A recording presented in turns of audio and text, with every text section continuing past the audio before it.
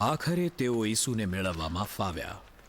તેમની પાસે ક્રૂસ ઉચકાવીને તેઓ તેમને શહેરની બહાર ખોપરી નામના સ્થળે લઈ ગયા. તે જગ્યાને હિબ્રુ ભાષામાં ગલગથા કહેવાય છે.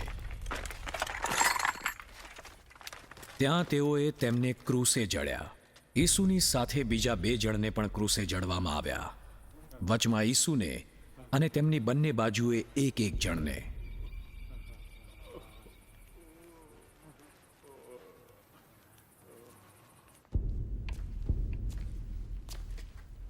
પિલાતે ઈસુના ક્રૂસ પર લખાણ મુકાવ્યું,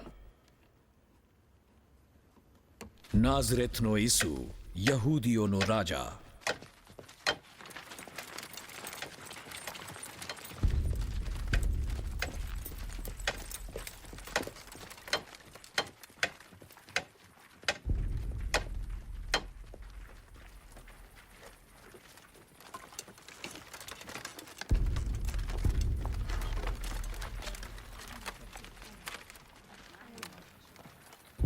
ઈસુને જ્યાં ક્રૂસે જડવામાં આવ્યા હતા તે સ્થળ શહેરની નજીક હતું.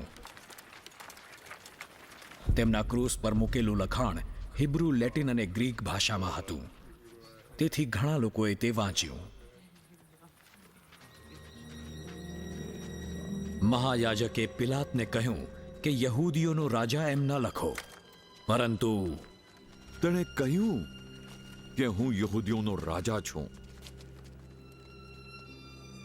મેં જે લખ્યું તે લખ્યું.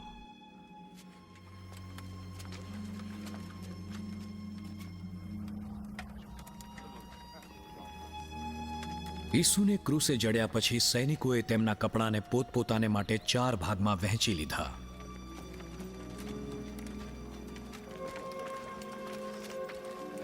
પરંતુ ઈસુનો જબ્ભો સિલાઈ વગરનો આખો વણેલો હતો.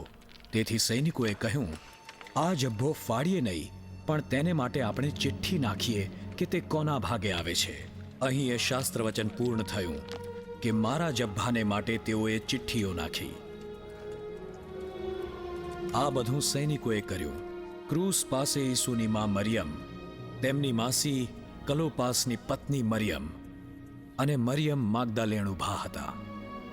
જ્યારે ઈસુએ પોતાની માને તથા તેમના પ્રિય મિત્રને સાથે ઊભેલા જોયા, ત્યારે ઈસુએ પોતાની માને કહ્યું,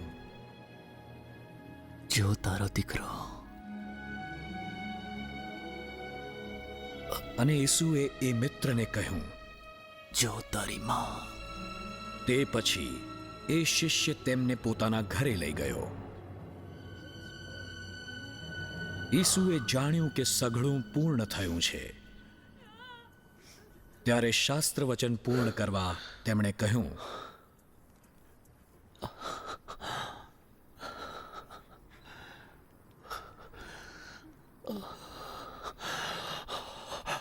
મને તરસ લાગી છે.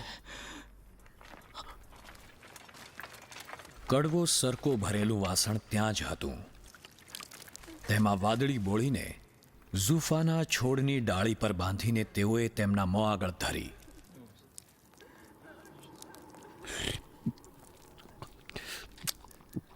તે ચાખ્યા પછી ઈસુએ કહ્યું,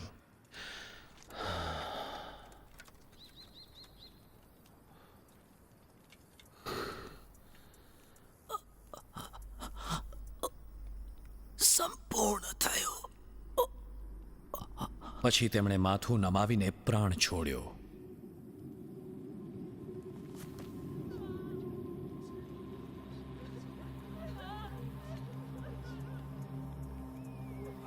બીજે દિવસે સાબાથ દિન હતો. વળી એ પાસ્ખા પર્વનો દિવસ હતો. તેઓના શબ સાબાથ દિને ક્રૂસ પર રહે તેવી યહૂદી આગેવાનોમાં ઈચ્છા નહોતી. તેથી યહૂદી આગેવાનોએ પિલાતની પાસે માંગણી કરી કે તેઓના પગ ભાંગવામાં આવે જેથી તેઓ જલ્દી મરણ પામે અને તેઓના શબ ક્રૂસ પરથી ઉતારી શકાય. તેથી સૈનિકોએ આવીને ઈસુની સાથે ક્રૂસે જડેલા 2 જણના પગ ભાંગ્યા. પરંતુ જ્યારે તેઓ ઈસુની પાસે આવ્યા ત્યારે તેમના પગ ભાંગ્યા નહીં. એમ છતાં એક સૈનિકે ઈસુની કૂખમાં ભાલો ભોંકી દીધો.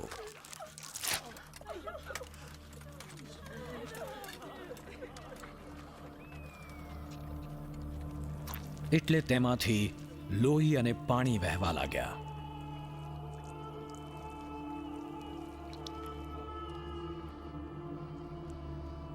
એ શિષ્યએ પોતાની સગી આંખે આ બધું જોયું અને એ તેની સત્ય વિગત આપે છે, જેથી તમે પણ વિશ્વાસ કરો.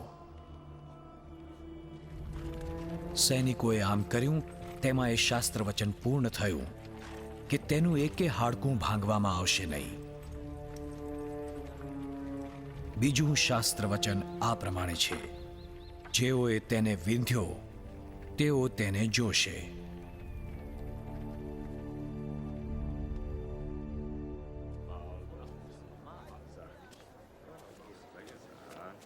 આરિમથાઈનો યુસુફ યહૂદીઓની બીકને લીધે ગુપ્ત શિષ્ય હતો. તેણે હિંમતપૂર્વક પિલાત પાસે આવીને ઈસુનું શબ ક્રૂસ પરથી ઉતારી લેવા માટે રજા માંગી. પિલાતે સંમતિ આપી અને તે ઈસુનું શબ લઈ ગયો. અગાઉ એક રાત્રે ઈસુની મુલાકાતે આવ્યો હતો તે નિકોદેમસ પણ કફન સમયે વપરાતું આશરે 45 કિલો બોળ અને અગરનું સુગંધીદાર મિશ્રણ લઈ આવ્યો. બંને જણે યહૂદી દફનવિધિ પ્રમાણે સુગંધી દ્રવ્યોથી ભરપૂર એવા શણના લાંબા વસ્ત્રમાં ઈસુના શબને લપેટ્યું. ઈસુને ક્રૂસે જડવામાં આવ્યા હતા તે જગ્યાની પાસે જૈતુન વૃક્ષોની વાડી હતી. ત્યાં કદી નહીં વપરાયેલ એવી એક નવી કબર હતી. સાબાત શરૂ થવાની તૈયારી હોવાથી તેઓએ ઉતાવળે ઈસુને ત્યાં જ દફનાવ્યા, કારણ કે તે કબર પાસે જ હતી.